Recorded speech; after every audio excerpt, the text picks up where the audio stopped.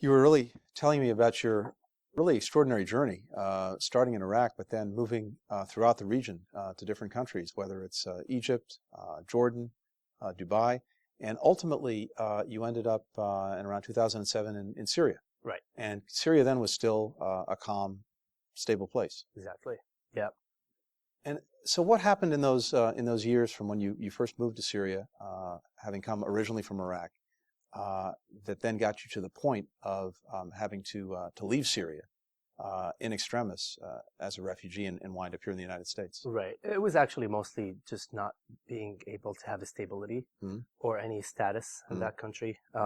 Then I started getting harassed a little bit by the local police and the government about showing IDs and Right. stopped at checkpoints and all of that. And I never had any proof of residency to show them, so So it what was would really happen? difficult What to would happen in navigate. that situation? It would really, really difficult. Like I would talk them out, or try to reference some friend that I know who can actually save me, or call somebody who can come and help me.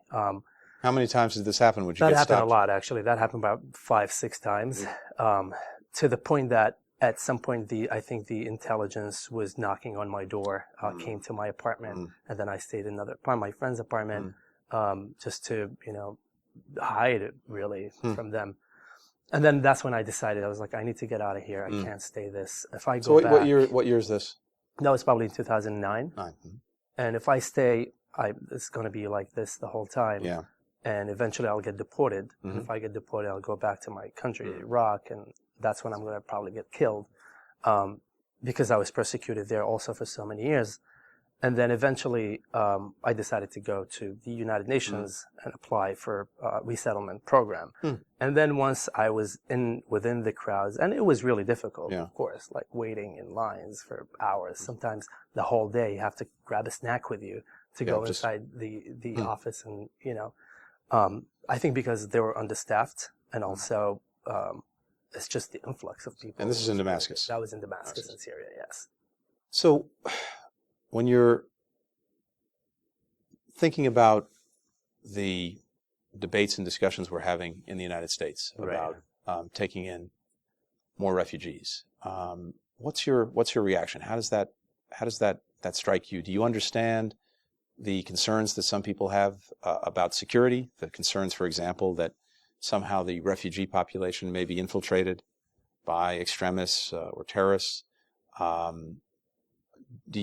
does it hit you when you hear these conversations, these discussions, these debates? What's your reaction? It's really difficult because, I mean, it's a combination of both, but I think that the vetting process that we have in the United States is really, really rough, and it's very good. And I don't think anybody can just go through these holes or these interviews that, and I think a lot of people deserve this opportunity, just like I have this opportunity. And there are a lot of people who are atheists or Christians, or also moderate Muslims, and willing to relocate and build a future and feel the freedom.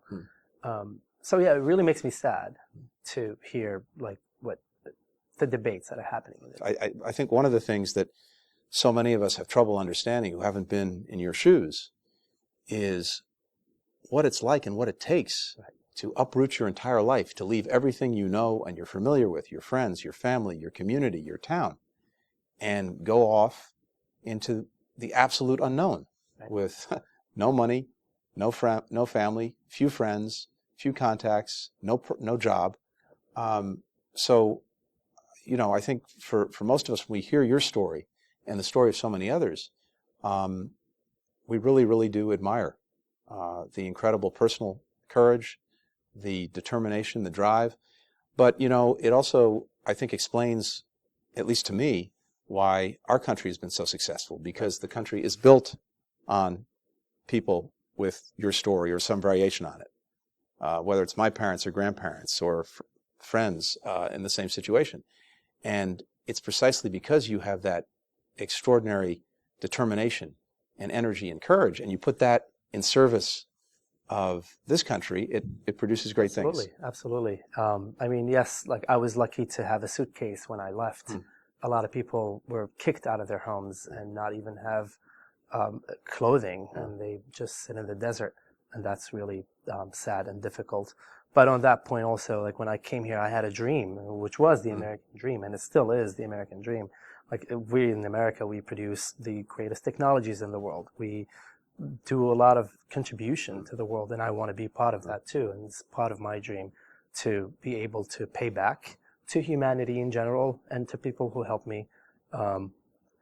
And I'm on the journey of doing that right now. It sounds like that's exactly what you're doing. It's really, really great to talk to you, to hear your story. Thank you for sharing it. Thank you. Thank you so much. It's a pleasure. Thanks. Honor. Thank Appreciate you. it.